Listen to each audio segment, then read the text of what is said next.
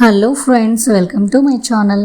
వేసవి కాలంలో చల్లగా ఐస్ క్రీమ్ తింటే చాలా బాగుంటుంది కదా ఫ్రెండ్స్. బయట దొరికే కుల్ఫీ ఇంట్లోనే ఈజీగా ఎలా ప్రిపేర్ చేసుకోవాలో చూద్దాం. ముందుగా 1/2 లీటర్ మిల్క్ తీసుకొని ప్యాన్లో పోసి వేడి చేసుకోండి. అందులో కొద్దిగా కుంకుమ పువ్వు వేసుకోండి.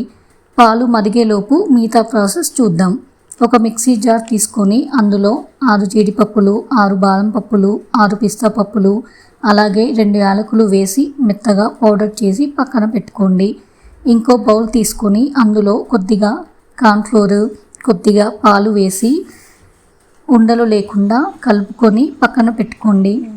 పాలు మరుగుతున్నప్పుడు మనం ముందుగా ప్రిపేర్ చేసుకున్న పౌడర్ని వేసుకొని మరియు తగినంత చక్కెర వేసుకొని కలుపుతూ ఉండండి.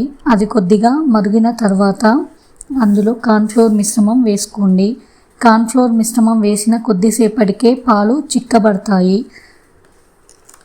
అలా చిక్కబడిన తర్వాత ఆ మిశ్రమాన్ని పూర్తిగా చల్లారనివ్వండి. ఆ చల్లారిన మిశ్రమం పైన మీగడలాగా ఫామ్ అవుతుంది. దాన్ని మంచిగా కలుపుకోండి.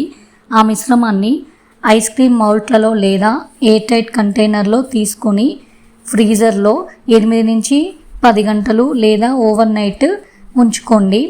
తర్వాత వాటిని ఫ్రిడ్జ్లో నుంచి తీసి కొద్దిసేపు వాటర్ బౌల్లో ఉంచండి. మౌల్డ్స్ నుంచి ఐస్ క్రీమ్ ఈజీగా వస్తుంది.